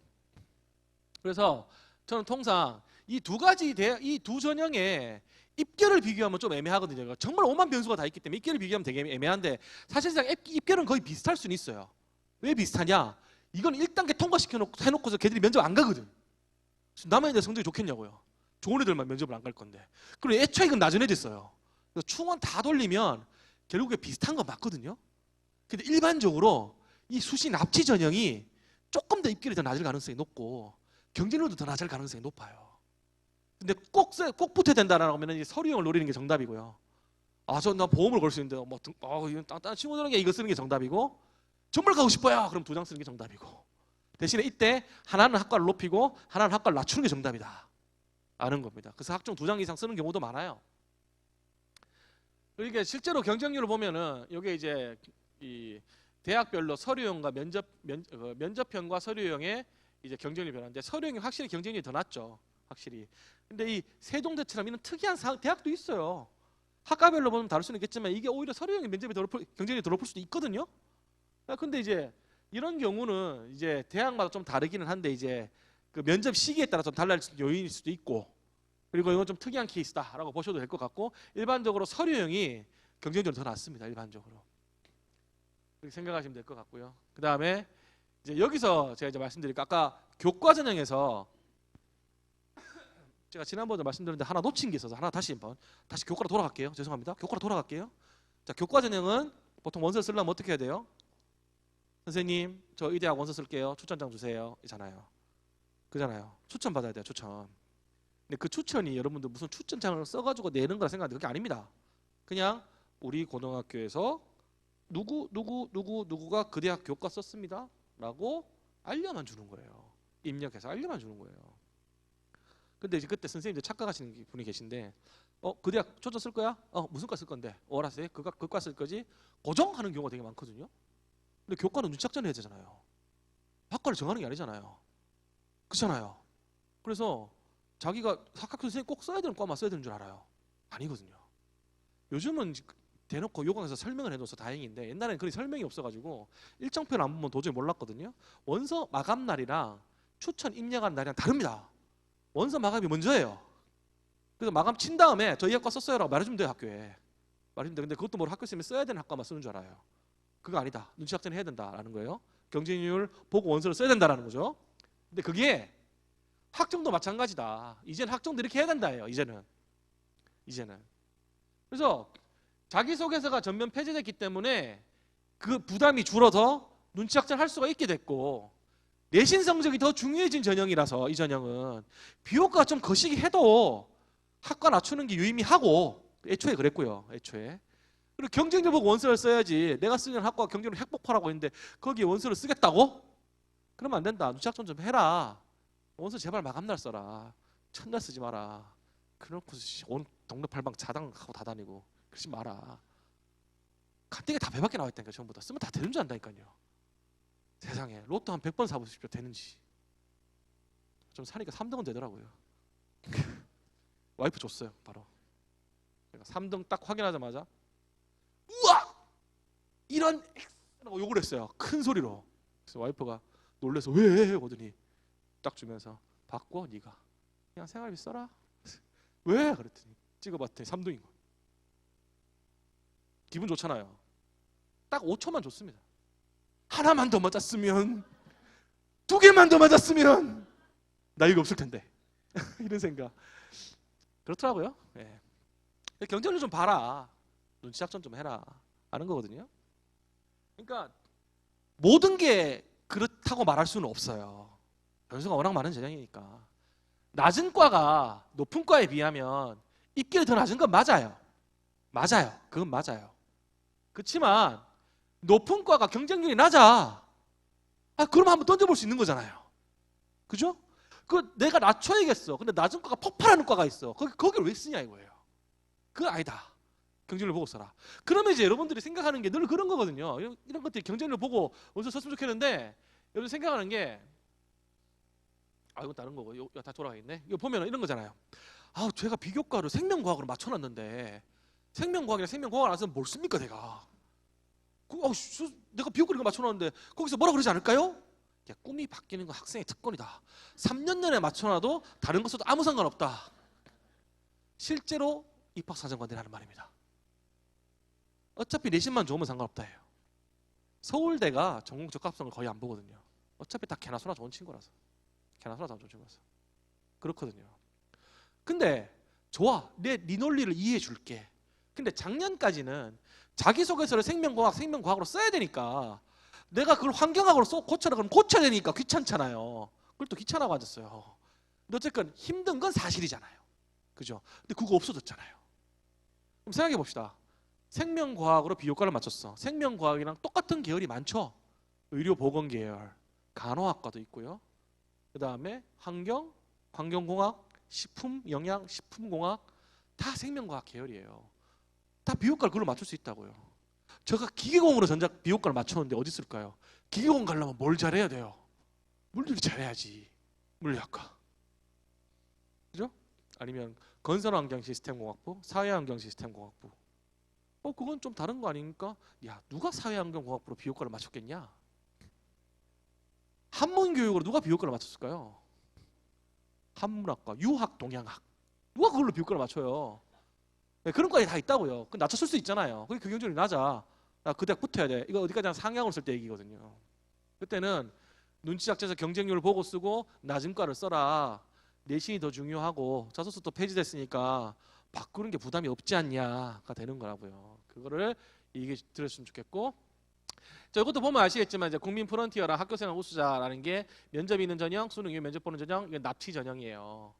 약간 특징이 다르기는 하지만 보면 아시겠지만 학교생활 우수자 전형이 입결이 더 낮은 경향이 있거든요. 경향이 있거든요. 내가 참고하셔라. 다 그런 건 아니다. 그래서 이제 학생부 종합 전형에서도 변수가 있는데 이제 수능 최저 기준이 완화되면 입결이 올라갈 가능성이 높다. 수능 최저기 완화됐다는 거, 이 교과랑 똑같은 거예요. 최저 충수자가 많아지는 거니까 당연한 거고요. 선발 규모가 줄어들면 올라갈 거다. 그다음에 선발 인원이 늘면 내려간다. 그리고 중복 지원, 이거는 다른 변수인데 고대가 이제 올해부터 교과 종합 중복 지원이 안 되거든요. 그럼 이러면 이제 입결 좀 내려갈 요인이 있습니다. 왜냐면 내신 좋은 애가 둘 다 쓰는데 이제 내신 좋은 애가 교과만 쓰니까. 그래서 저는 2등급 넘어가는 친구들하고 최저만 맞추면 저는 고대는 무조건 밀어넣어요. 그냥 쓰는 게 맞다. 두 가지 목적이에요. 첫 번째, 최저를 맞춰야 되니까 수능 공부할 거잖아요. 그 최저 맞추면 손해볼 장사가 아니거든. 그거 시키는 게 목적이고요. 두 번째는 그 학과를 낮췄을 경우에 진짜 변수가 생길 수도 있어서 다 비싸게 쓰면 뭐합니까? 그런 느낌으로 써요 원서를. 이제 마지막으로 논술 전형 얘기를 드리겠습니다. 이게 마지막입니다. 길게 말씀 안 드릴게요. 논술은요, 지난번에 말씀드렸죠? 그냥 없는 겁니다. 네, 그냥 없는 건데 이걸 활용하실 때 전략도 아예 없는 건 아니기 때문에 전략에 대한 얘기를 말씀을 드릴 건데, 논술 전형은요 뭐 선발 규모가 어쩌네요, 별로 중요하지 않고요, 경쟁률이 점점 올라가네요. 뭐가 중요합니까? 애초에 높은데. 중요하지 않고요.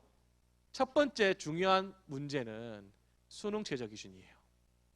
그 다음에 나한테 유리한 유형을 찾아가는 거, 그 다음에 학과 조절을 하는 거, 세 가지가 답니다. 다시 말씀드릴게요.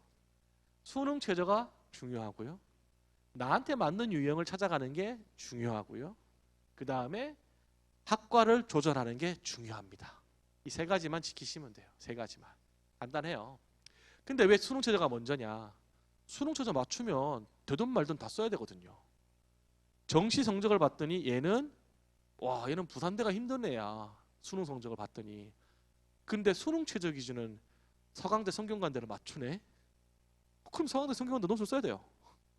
맞추면 되든 말든 간에 일단 쓰는 게 맞아요. 그거는 한두 장도 높이는 건 가능하잖아요.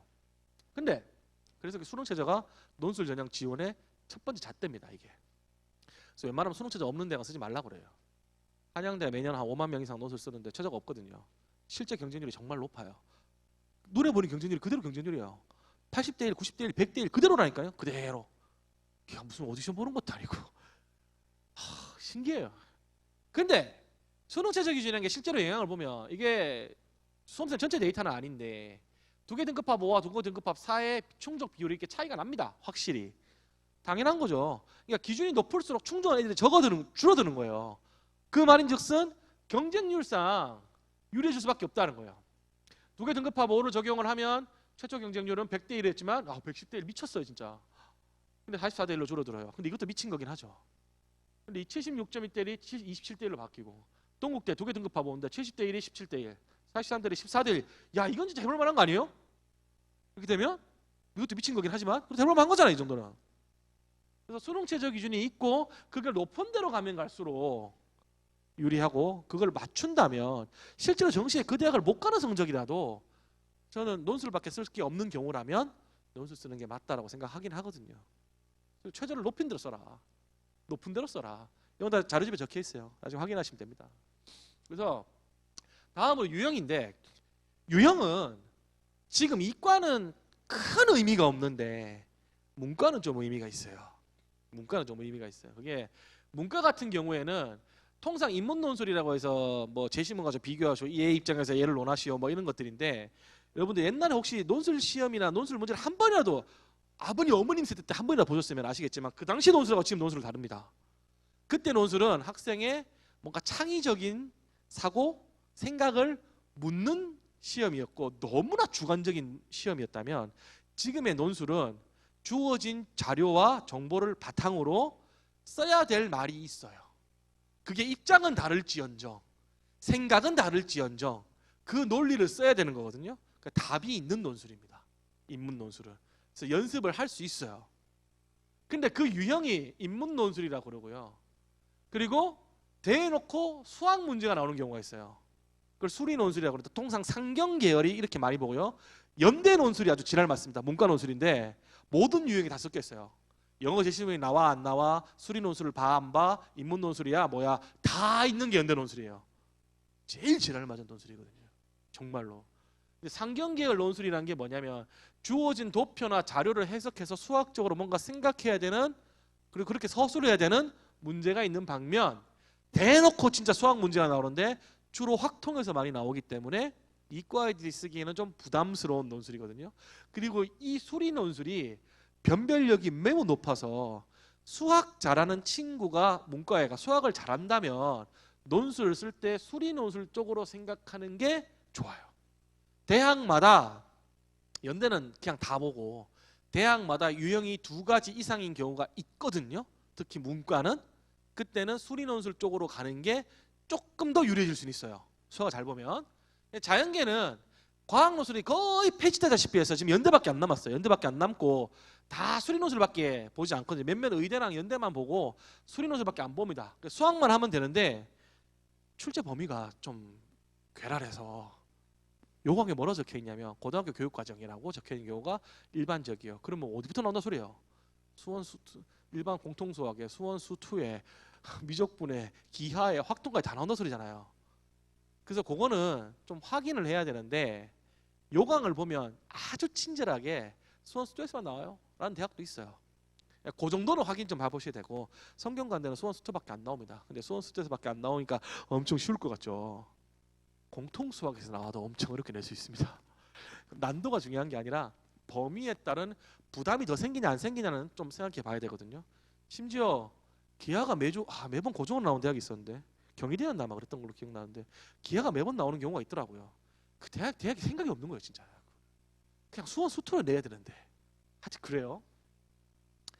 그리고 이제 그렇게 해서 말씀드렸다시피 인문사회 논술은 이런 대학들이 있고요. 그 자료집 찾아보면 있으니까 참고하시면 좋을 것 같고, 자료 해석이 들어가는 수리 논술에 자료 해석이 들어가는 대학, 이런 대학, 수리 논술에 대놓고 들어가는 게 이런 대학이 있고, 그다음에 영어가 나오는 경우가 있고, 다 섞여 있는 제일 괴랄 맞은 대학이 연세대입니다.